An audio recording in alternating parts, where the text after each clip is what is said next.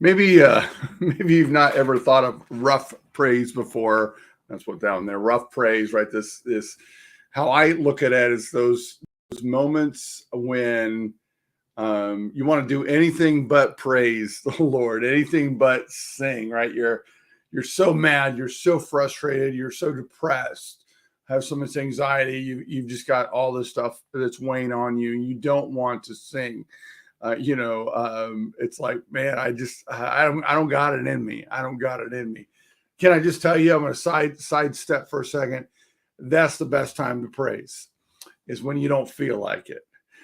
To begin to sing, "How great is our God!" To begin to proclaim the wonder of God, the awe of God, that He is great. To begin to say or to sing, "I exalt Thee, God, in the midst of my trials, in the midst of my struggles, I exalt Thee."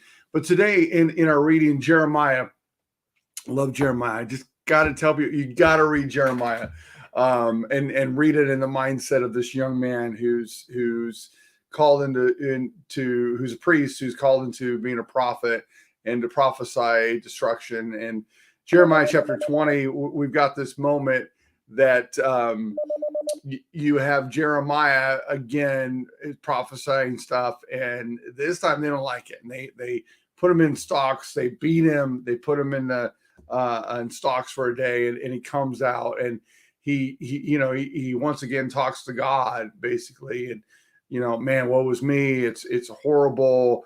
God, look upon these individuals that beat me, look upon these individuals that hurt me. All right, let me see your vengeance. But then he breaks into this moment. We got Jeremiah 20, verse 1 through 12, right? This stuff going on. And then all of a sudden, in verse 13, he breaks into a moment of praise. And he goes, "Sing to the Lord, praise the Lord, for he has delivered the life of the needy from the hand of the evildoers." And then in verse 14, he's right back to, "Cursed be the day that I was born," right? To recognize, man, it's horrible because all I do is tell people vengeance is coming, destruction is coming. It's going to be horrific in your life. But Jeremiah, again, was such an incredible man that knew who God was and that knew that God had him, even though he cursed the day, he rued the day, he was sad that he was born, because he would see destruction, he would see heartache, he would his own family, his own friends, his own country would come against him, and like they just did, beat him for telling the word of the Lord, right? For bringing that in. But he knew that it was God, and that it was God's great pleasure, and not pleasure as enjoyment, but pleasure in that he's calling his people back into a deep relationship with him. And that Jeremiah was this incredible vessel, the potter, right? The vessel in the potter's hand, that he was molding and making and transforming and making into an image, a vessel that could hold the very image of God. That was his desire for the children of Israel, and that love for him. But even in the midst of this horrific moment, even in the midst of this heartache, for him to be able to break into praise, to be able to break into that moment and sing to the Lord, praise the Lord, that I know, God, that you take care of the needy. I know, God, that you are great and greatly to be praised. I know that even though my circumstances don't give me any reason to praise, I know in the end of the day, I have nothing better to do than to praise you, because you are worthy. Last night on our Wednesday nights when we meet together, I was talking, and we ended our discussion, and I asked this question: tell me one time God's been unfaithful. Tell me one time that God has failed you, right?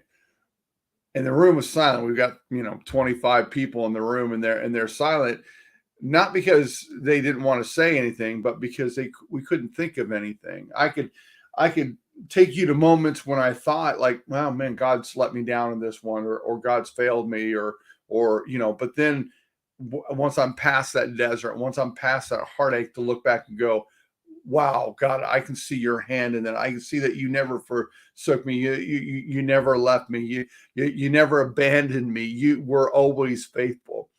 So in your circumstance, in your moments, give him the praise, even if it's rough, even if there's no emotion inside of you, and because your emotion's been spent as you've wept on your bed, your emotion's been spent because of the disgust and the anger and the frustration that you're going through, give him praise.